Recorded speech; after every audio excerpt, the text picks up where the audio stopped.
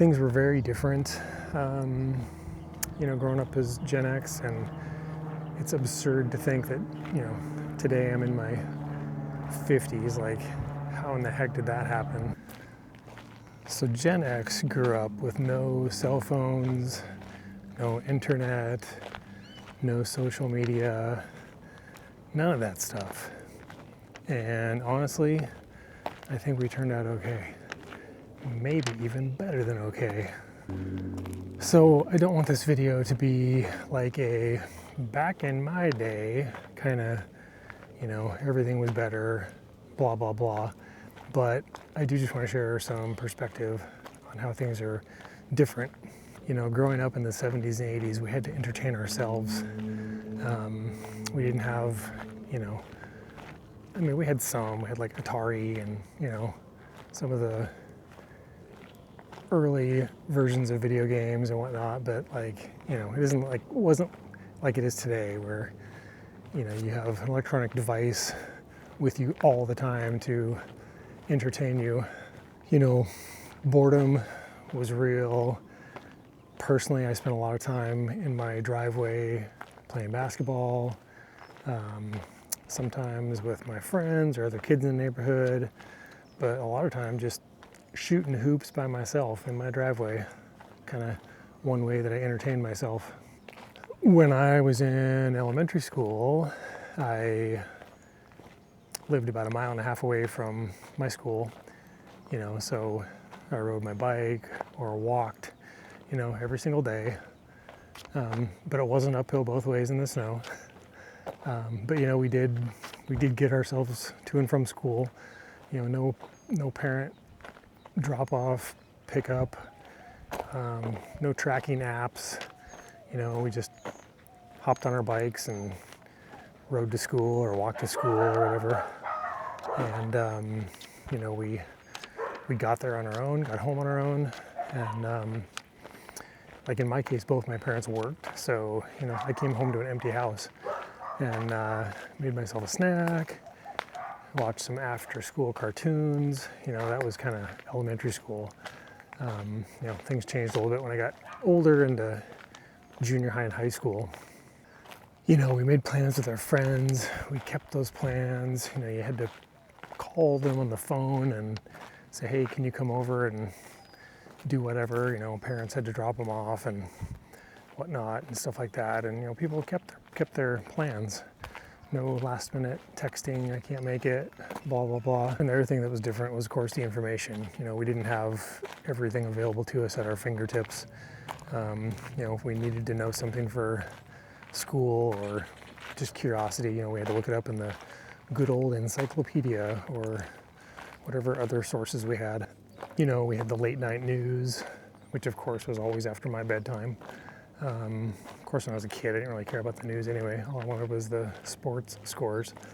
And even that information was very limited. We had to wait till the newspaper came out every morning, for anything like stock quotes or scores. I always scoured the box scores for baseball games in the summer. I was a big baseball fan when I was a kid. And basically, I spent a lot of time outdoors. We just didn't have devices to keep us locked up inside and occupied. So we had to go out and,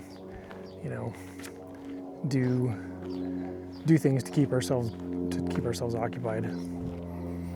I also, I was always kind of an entrepreneurial kid.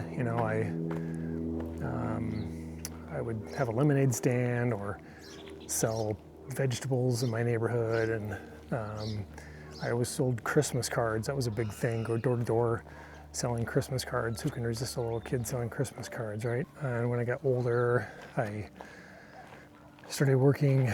I worked with my dad. A lot of times we worked long days, like sometimes 14 hours a day. I also worked at a local grocery store. And then when I was in high school, I painted houses. Sometimes I did all three. Just depends on what I had going on, how much money I wanted to make, those kinds of things. I also spent a summer, I lived in a small town and I spent a summer on the edge of town in a warehouse, and oh my gosh, that was like the worst job ever. It was just me, some farming magazines, and a dusty floor, and oof, that was a rough one. I also was a lot of times volunteered by one of my parents, and to like water people's yards in the summertime when they were gone. So again, I had to, one time I remember there was this guy who lived like 20 minutes out on the edge, from the edge of town, kind of out in the country. And so I had to go to his house. My mom would drop me off. I would spend like the afternoon there, like watching, you know, setting the sprinklers up and watering this guy's grass. And, you know, I'd take a book or whatever. That was like all I could do. It was talk about boredom.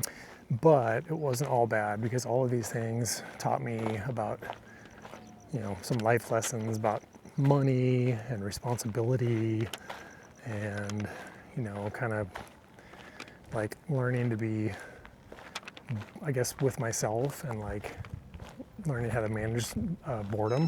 I think another thing about Gen X is we're pretty resourceful. You know, we didn't have Google or YouTube to show us the way. We kind of had to figure things out on our own. So we learned independence early on, and you know, how to figure things out, be resourceful. Those kinds of things were, you know, at least for me, kind of ingrained from an early age, because it was a necessary skill. I do think that Gen X has kind of an appreciation for, you know, both, I guess, worlds, right? Like before the internet and after the internet. We didn't know what we didn't know at the time. It just, it was a different time. Things were a lot simpler.